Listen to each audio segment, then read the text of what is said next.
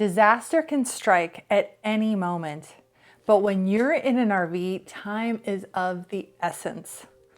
In this video, we're going to discuss how unsuspecting RVers got caught in natural disasters in their RV. Huebner Police Chief Tim Davis says water was waist deep when firefighters responded to the call. And what you can do to stay safe. So please guys, like the video, give it a thumbs up, and make sure you share and comment your tips below. So what do you do when you're on your bucket list RV trip, exploring amazing sights you've never seen before? After a long day of travel, you park your RV and set up your campsite. And without warning, disaster strikes while you're in your RV. What do you do if suddenly the water's rising and you find yourself smack dab in the middle of a flash flood? I hope you brought your canoe. Or imagine you've settled in for the night, you're fast asleep, and a tree falls on top of your RV. What do you do in these life-threatening situations? Well, that's exactly what happened to RVers this week.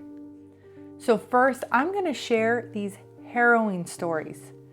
Next, I'm going to discuss how these people put themselves in these situations. And yes, this was completely avoidable. And finally, most importantly, I'm going to give you the tools you need so that if you ever find yourself in this position, these tips could save you and your family's life. So make sure you stay till the end, like, comment, subscribe, so we can get this critical information to as many RVers as possible. Yes, RVing is about exploring and adventure, but it's also about personal responsibility. RVers are no one's victims, and if we choose to travel to a place, that's on us. Because as explorers, safety has to be number one. While our detractors would criticize us for focusing on the negative, we're essentially sharing all the ways an RV could kill you. It's stories like this that I'm about to share with you that force us to use this channel to bring these RV dangers to light to keep you safe. And it's been an especially dangerous week this week for RVers in Kentucky who were trapped by floodwaters and had to be rescued. Even more frightening for the RVer and her dog in California when a fifth wheel was split in two by a tree that collapsed on her rig. And let us not forget our brothers and sisters in the Appalachians that are still rebuilding today from Hurricane Helene. You think RVing in the winter is hard? Imagine tenting in the winter, the whole winter. If you're a full-time RVer, everything you own is riding with you. You lose your RV, you lose everything. Everyone knows about the inherent dangers of driving an RV. I don't need to tell you why driving a multi-ton vehicle at 60 miles per hour is dangerous. In fact, a whole video could be made just on the driving dangers. But I'm here to tell you that what's even more dangerous is letting your guard down, resting on your laurels once you've parked your RV. And that, my friend, is very easy to do.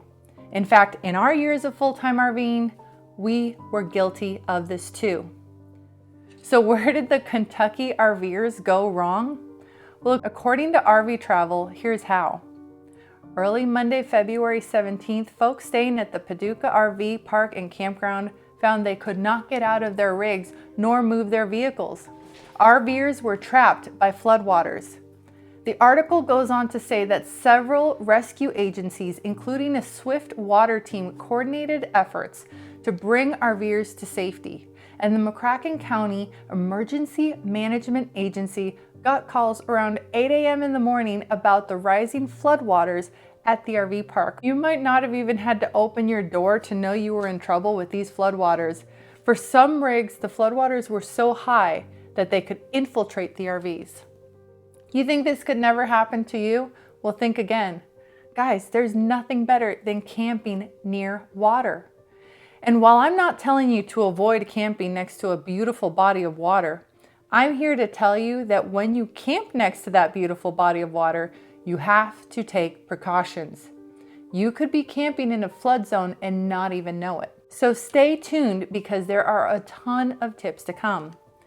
But first, you need to hear the story in California. According to another RV travel article, last Thursday, the ill wind blew through the Nevada County Fairgrounds RV Park in Grass Valley, California, a Sierra foothill near Sacramento. A huge tree split a fifth wheel in two, and rescuers responded to rescue the occupants. The article explains that Grass Valley was already under a flood watch when the strong wind blasted the tree onto the RV. Firefighters had to use a saw to cut away part of the destroyed fifth wheel to create a path for freeing the RVer and her dog. The woman had already sustained an ankle injury from a previous incident, making her rescue even more difficult. As rescuers worked to extract the pair from the RV, the woman's daughter arrived. Can you imagine? And she told firefighters that had the tree fallen at the same time just a day prior, the situation might have been much worse, as the daughter had been in the RV right where the tree severed the rig. Tell me there's not a God. Okay, so I've really nailed all the ways the RV can kill you. But now, what are we going to do about it? Let's talk about the solution. What do we do? Guys, you probably want to save this video for the next things I'm going to share with you, because you need to critical think everything I'm about to talk about. The first of which is situational awareness. Are you in a flood zone? What are the local weather hazards? Do you even know if you're in a bad part of town or not? Are you parked under a tree? Or are you parked under multiple trees? One of the easiest ways to obtain this location-specific information is just to ask the campground manager. Another thing you can do, once you've set up your campsite, take a quick walk around the park. Look around and inspect your surroundings. More specifically, look and see how many exits, what's a good evacuation route, where's the high ground, and what are the nearest hazards to your specific campsite. Whether you're driving or stationary in your RV, you had better have a weather radio on hand, and you better be signed up for alerts. Even if you're traveling, make sure you know what county you're in so that if a severe weather threat comes, you know if it applies to you. Okay, so having the awareness of the potential hazard is great, but situational awareness is not enough. Next, you need to have a plan. You remember in grade school as a kid when we had fire drills? Well, when you're in an RV, you need to run through your drills too. More specifically, you need to know where your hunker down line versus abandoned ship line is for you. For example, if you're in a towable and facing strong winds, you may choose to hunker down, maybe bring in your slides and connect your RV to your tow vehicle to weigh yourself down. But at what point do you abandon your RV? And if you determine that you've crossed that line, what is your plan if you have to evacuate your RV? Do you know all of the emergency exits in your RV? I mean, sure, they're marked with a red sticker, but have you ever tried to use one and open it? I don't think so. Do you even know if you'll fit through that small window? Find out now. Do you have a go bag? And if so, what do you absolutely need? Yeah, you're gonna need things like water and food, but more importantly, proper shoes and the ability to stay dry? I mean, dry socks and a rain suit are worth more than gold in a disaster. And a flashlight, that's something that's really easy to take for granted. If you have pets, you need to consider what you need to keep your fur babies safe too. And if you do decide to leave, do you know where the high ground is? Guys, never cross a road with moving water.